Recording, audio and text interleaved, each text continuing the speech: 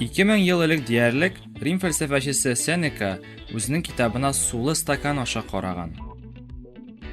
Кинәт андагы текст үзгәргән. Сүзләр мөгъҗизалы рәвештә ачыграк күренә башлаган. Әмма меңләп ел узгач кына шул ук принцип иң беренче күзлекләр ясауда кулланыла башлаган. Бүгенге көндә күзлекләр яктылык сыну бозылу ярдәмендә начар күргән миллионлаган кешегә ярдәм итә ала. Моны аңлар өчен яктылык сыну төшенчәсенә, ягъни стакан, су яки күз кебек үтә күренмәле тирәлекләрнең алар аша үткән яктылык юнәлешен үзгәртә алу сәләтенә күз салырга кирәк. Күзнең яктылык сындыра торган ике өслеге бар: мөгез катлау һәм күз ясмыгы. Чынлыкта әлеге өслекләр бергә эш итәләр. Алар нурларны төгәл шилтер катлавында, ягъни күзнең арткы читендәге яктылык сизүче, сурәтне мигә җиткерүче катламында калдыручы юнәлештә яктылык нурларын сындыралар.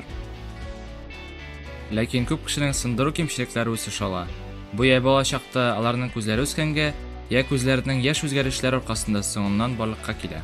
Мөгез катлау һәм күз ясмыгының камил булмавы яктылык нурларын шилтер катлау алдында яки артында калдырырга китерергә мөмкин. Бу сурәтне тонык итә. Бузык сындырулы кешеләр төс айыра хәрәкәтләрне, яктылыкны күрә алалар.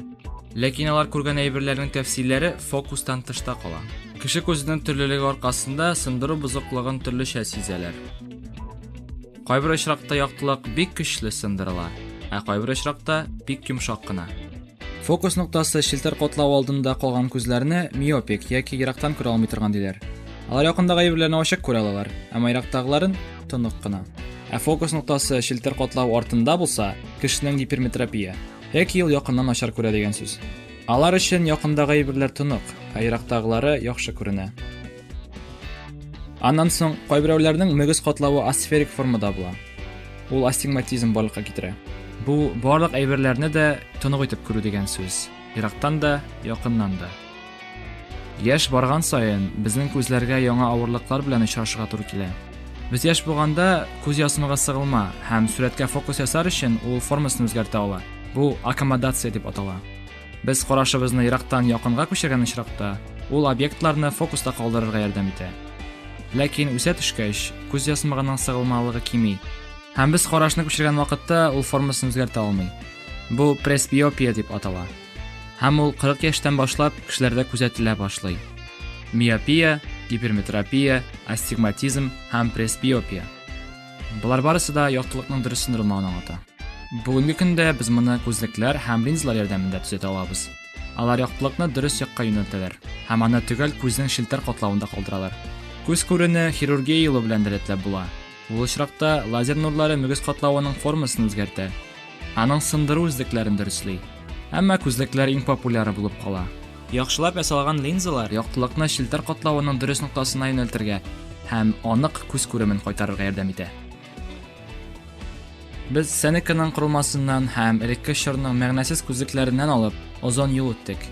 1727 елда Британия оптигы Эдвард Скарлетт кул ярдәмендә киеп, кулакларга эләгеп кала торган заманча күзлекләрнең төрен уйлап тапкан.